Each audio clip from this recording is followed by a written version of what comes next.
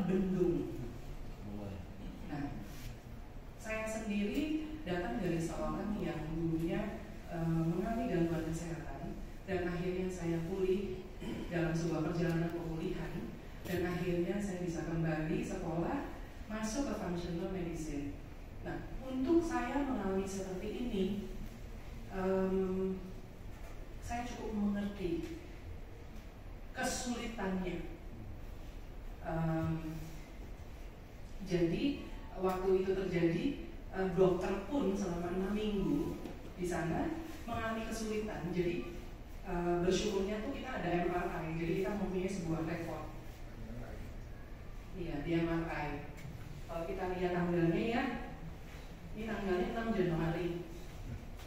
Jadi di sini abses. Nah, dan kalau kita lihat yang dinding yang putih ini adalah dinding yang dibentuk untuk memproteksi seperti itu. Nah, ada untungnya, ada positif dan negatifnya. Kenapa? Memang mekanisme otak kita, sel di dalam otak kita, mekanismenya seperti itu.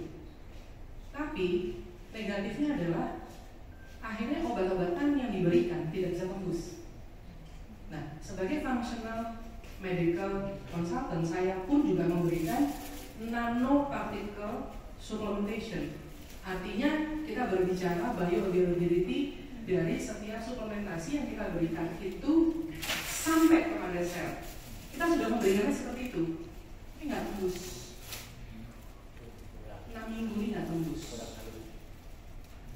Sebenarnya bukan kurang halus ya, tapi mungkin penjelasan berikutnya bisa memberikan sebuah gambaran. Nah, ini membuat kita frustrasi juga. Nah, 6 minggu ini membuat saya jujur cukup sedih. Nah, kesedihan saya ini, ingat-ingat Bapak Ibu kalau sedih, kalau terlalu sedih gitu ya. Jadi imun sistem kita drop, waktu imun sistem kita sakit. Tapi justru waktu saya sakit, saya mempunyai kesempatan untuk kembali mengingat apa yang saya selalu ajarkan kepada klien-klien saya, kepada lingkungan saya, bahwa mindset itu begitu penting.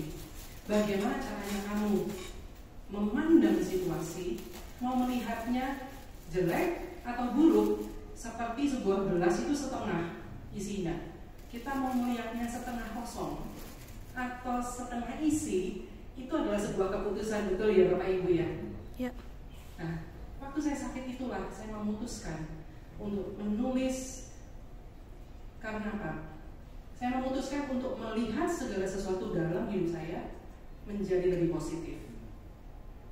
Jadi apapun nih yang tersirat di dalam pikiran saya yang negatif gitu ya, saya tulis ini. Tapi mulai sekarang saya pilih yang positif. Jadi selama 10 hari saya sakit, saya melakukan itu. Dan itu menjadi sebuah masa di mana saya berdamai dengan diri saya. Saya berdamai dengan keadaan saya. Dan saya berdamai dengan situasi yang dialami oleh keluarga saya. Nah, langkah saya itu membuat waktu saya masuk Januari di 2024 menjadi sebuah banyak perjalanan saya yang akhirnya bertemu dengan orang-orang yang tepat.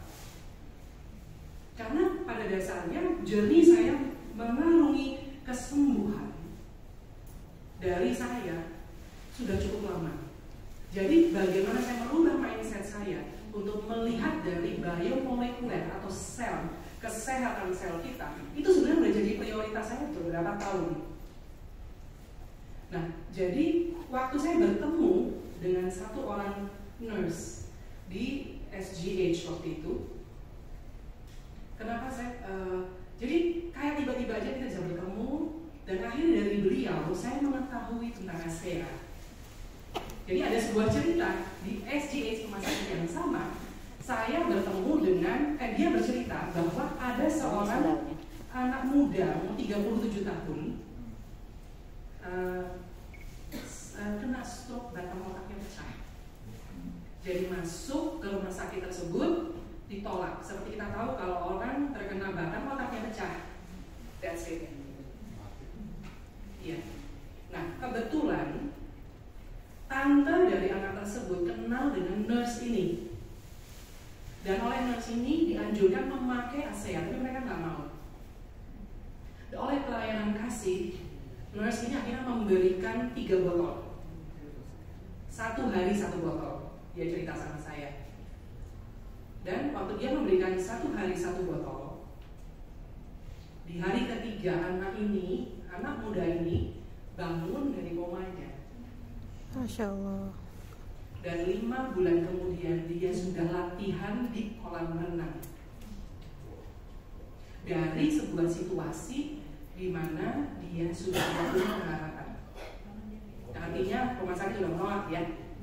Nah akhirnya dia bercerita sama saya, Rika, kamu nanti tulus juga, mau nggak kamu coba? Dan waktu dia memberi, dia nggak suruh saya beli loh Bapak Ibu, dia kasih saya gratis. Beliau udah cukup umur ya, gitu. Jadi di atas saya jauh sekali. Kemudian saya dicoba. Saya pikir, waktu saya tanya, ASEA itu apa? Redoxing. Oh, saya cukup paham. Kenapa?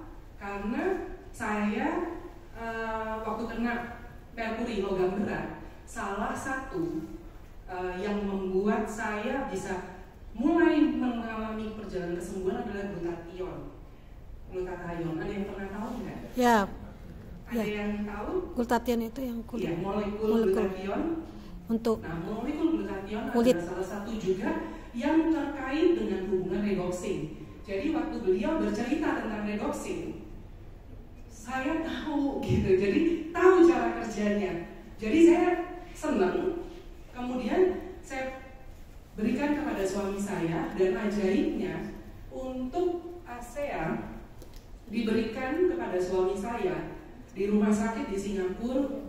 SGH diberikan oleh susternya dan di ACC oleh farmasi. Ini ajaib. Jadi diberikan 6 minggu kemudian ini menyusut.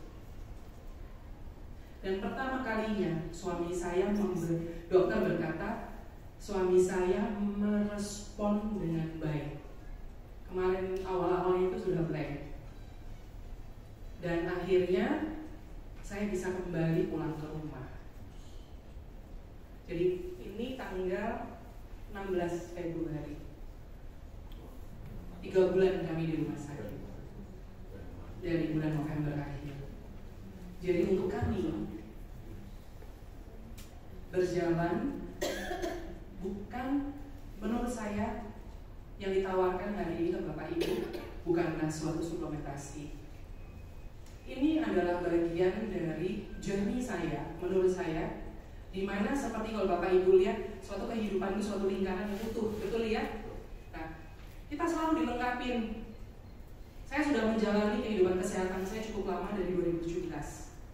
Tapi waktu saya bertemu dengan ASEA, seperti saya mendapat 1 potong kue lagi untuk melengkapi lingkaran yang selama ini sudah saya jalani dari 2017. Dan saya waktu 2017 memutuskan untuk melihat segala sesuatunya dipandang dari kehidupan yang ada di dalam sel kita. Nah, ini yang menurut saya sore hari ini saya mau berbagi dengan Bapak Ibu. Yang ditawarkan sore ini bukan sebuah suplementasi, bukan sebuah coba-coba, tapi sebuah kebutuhan dari sel kita supaya dia bisa hidup. Seperti tadi yang dijelaskan oleh Sifu, seperti sebuah handphone. Kalau dia tidak ada baterainya, kira-kira bisa dipakai nggak? Nggak bisa. Nah, di dalam sel kita mempunyai baterai atau energi itu yang namanya ATP yang dihasilkan oleh dapur sel yang namanya mitokondria. Kalau saya tidak mempunyai keputusan di 2017 untuk melihat segala sesuatunya dari situ, tapi mempercayai segala sesuatu yang dibicarakan dari dokter, mungkin perjalanan hidup saya nggak bisa seperti ini. Saya tidak bisa kembali mendapatkan hidup saya tidak bisa kembali sekolah kesehatan, saya tidak bisa membantu keluarga saya waktu mereka mengalami seperti ini. Kenapa Bapak Ibu? Waktu kita datang ke dokter, mempercayai kondisi kita kepada dokter bukannya salah, Tapi memang cara pandang dokter tidak selalu berfokus kepada bagaimana cellular health atau kesehatan sel itu harus berfungsi, betul nggak? Iya. Jadi kita nggak bisa salahi mereka, karena mereka dari posisi cara pandang yang berbeda aja, betul ya? Nah, pada hari ini yang dilakukan adalah kita diberikan sebuah informasi untuk kita mengambil sebuah keputusan untuk berubah pola pikirnya. Seberapa pentingnya cellular health itu. Jadi saya sangat bersyukur karena apa?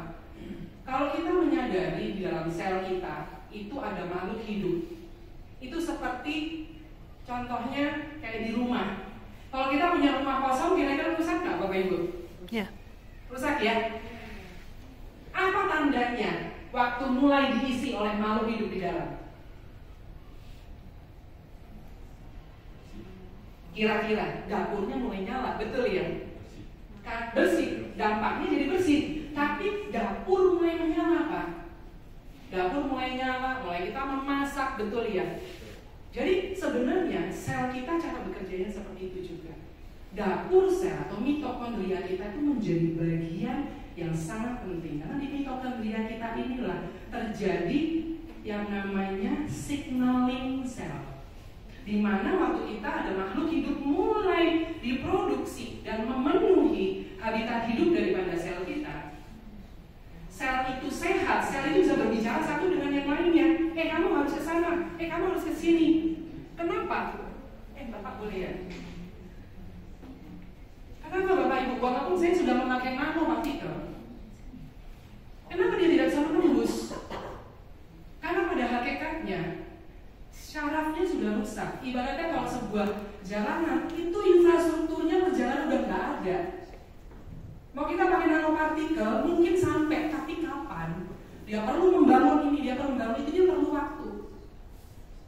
Tapi waktu kita mendapatkan ASEA adalah signaling cell daripada molekul kita. Dia menghidupkan kembali sel kita, sehingga sel kita, ATP-nya atau dapurnya itu mulai bekerja, sehingga dia mulai bisa aktif. Dan dia mengeluarkan waste yang namanya itu adalah signaling yang diberikan kepada satu sel molekul kepada yang lainnya, sehingga mereka mulai bisa bekerja.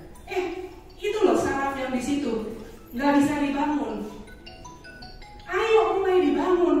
Jadi mulai dibawa sebuah jembatan misalnya ya, kalau kita yang tadinya udah roboh mulai dibangun, dan akhirnya transportasi daripada obat atau apapun akhirnya bisa masuk. Ini adalah sebuah terobosan yang menurut saya luar biasa. Waktu saya diperkenalkan dengan ASEA ini, saya mengerti seberapa pentingnya signaling itu Bapak Ibu. Jadi kiranya singkatnya adalah ini menjadi sebuah kebutuhan dari setiap kita. Seperti kita membutuhkan oksigen, kita nggak bisa lepas dari oksigen, betul ya Bapak Ibu ya. Tapi kita jangan lupa, kita hidup sekarang ini sudah datang dari generasi yang berapa? Bagaimana dengan DNA kita yang diturunkan melalui sel kita itu? Apakah tidak ada mutasi? Makanya Bapak Ibu sering dengar, wah kalau orang tuanya atau neneknya sakit ini, kanker ini, diabetik, bisa menurun. Inilah yang dibilang mutasi kondisi dari sel yang sudah tidak sehat. Kenapa ini menjadi sangat penting? Ini diperlukan oleh sel dari setiap kita, dan harus kita edukasikan di rumah tangga kita untuk setiap orang mulai menyadari, jangan seperti saya sudah sakit baru butuh. Karena sel ada di dalam. Kalau sel kita sehat, otomatis jaringannya sehat. Kalau jaringannya sehat, otomatis organ tubuhnya sehat, betul ya? Kalau organ tubuhnya sehat, otomatis mikroorganisme keharmonisan di dalam tubuh kita pasti sehat. Jadi kalau kita sudah dapat jantungnya nggak sehat, tiba-tiba ke dokter, artinya sudah perjalanan yang panjang nggak Bapak Ibu? Ya. Jadi marilah kita memulai sedia payung sebelum hujan. Biasakanlah kita mulai mengerti kebutuhan sel kita. Kalau kebutuhan sel kita adalah salah satunya adalah signaling. Itu menjadi bagian yang penting. Jadi ini bukanlah suplementasi sekali-sekali.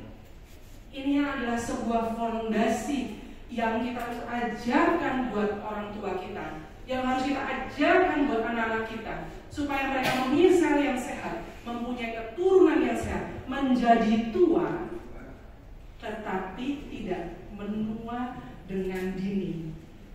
Kita bisa menikmati hidup dengan sehat, kita bisa menikmati hidup kita dengan potensi yang begitu luar biasa, Bapak Ibu. Gitu. Jadi kira-kira sekian kesaksian saya, semoga bisa menjadi berkat buat Bapak dan Ibu. Makasih.